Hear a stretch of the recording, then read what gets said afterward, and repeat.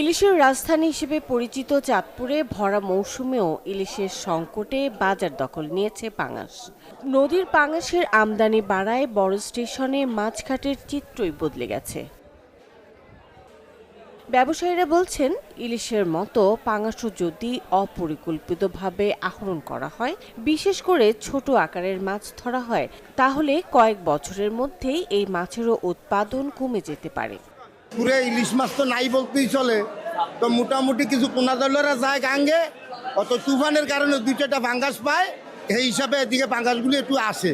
অত দেখা গেছে এটা কোনো পাঙ্গাসের সিজন না, সিজন হলো ইলিশের সিজন। মৌসুম শুরু, কিন্তু মৌসুমের শুরুতে যে ইলিশ আমদানি হওয়ার যে সময় হয়, কিন্তু ওই পরিমাণে ইলিশ মাছ আমদানি হইতেছে না। নদীতে পানি আছে প্রচুর, কিন্তু ইলিশ মাছ আমদানি হইতেছে না, খুব কম ইলিশ। যাই আছে হয়তো নামার ইলিশটা একটু বেশি, লোকাল ইলিশ মাছ নাই বললেই চলে, খুব কম। এবারে ইলিশের পাশাপাশি আমাদের চাঁদপুর ঘাটে পাঙ্গাসের সরবরাহটা একটু মোটামুটি ভালো। গত 2 দিনে অনেক মোটামুটি ভালো পাঙ্গাস মাছ আছে। ইলিশের ভরপুর মৌসুম, ইলিশ পাওয়া যাচ্ছে না, কিন্তু পাঙাশ, রিটা এবং অন্যান্য যে নদীর ঘুরাঘারা মাছ আছে সেই মাছগুলো দিয়ে আমাদের বর্তমান চাঁদপুর মাছঘাটের যে ব্যবসায়ীরা আছে, আড়তদাররা, তারা টিকে আছে আর কি। চলতি মৌসুমে ইলিশের সরবরাহ কম থাকায় দামও রয়েছে নাগালের বাইরে।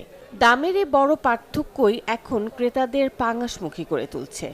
পাঙ্গাসের দামে একটু কম, ইলিশ মাছের দাম বেশি। ইলিশ মাছ গুড়েরা আছে আপনার নিচে আছে 25 থেকে 30,000 টাকা, আর বড়রা আছে 1,50,000 পর্যন্ত আছে। কিছু পাঙ্গাস মাছ দেখা যাচ্ছে আমাদের এই মিঠা পানির মাছ।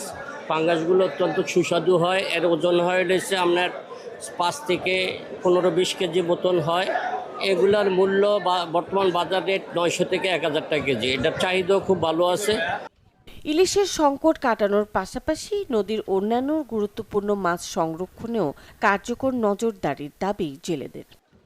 একটা নৌকার ভিতরে 7-8 করে মানুষ, তারা নদীতে যায়, একটা খেয়াল জাল পাইতে এলে একদিন জায়গা 3,000-4,000 টাকা সদাই নিয়ে গাঙ্গ যায়, তখন মাছ পায় একটা রাইলে আইয়ে পূজা, একটা মাছ পেয়ে 1500-1600 টাকা বেছে, 2,200 টাকা বেছে, তেলের পয়সা। এই জন্য নদীতে জালে এখন যাইতে চায় না, মাছ নাই, কোনো মাছ বলতেই না। জেলেরা খুব কষ্টে আছে, জেলেরা এখন খুব কষ্টে খায় না, খেয়ে তখন কী করবো, জীবন তো বাঁচাই দিব।